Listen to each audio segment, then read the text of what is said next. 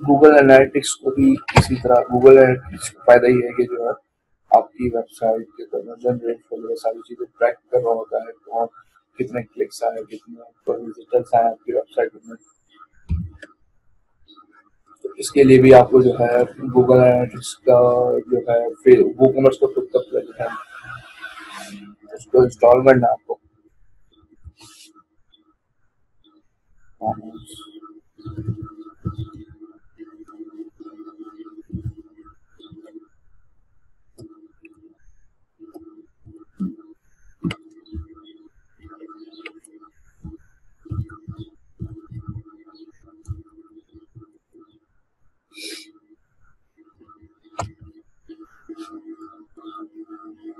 ये देख सकते हैं, ये वूकॉमर्स गूगल एनालिटिक्स इंटीग्रेशन, ये मैंने पहले से इंस्टॉल किया हुआ है, तो आप जो है इंस्टॉल इसको कैसे करेंगे, और जो है वूकॉमर्स की सेटिंग्स के अंदर आएंगे और इंटीग्रेशन के टैब के अंदर आएंगे, और यहाँ पे गूगल एनालिटिक्स का टैब नजर आएगा, उस पर क्लिक करेंगे आप।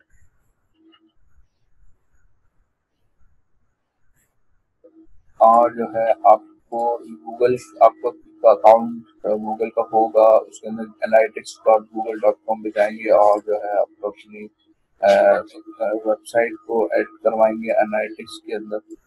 यहाँ से नेम देंगे अपने वेबसाइट का जो भी है।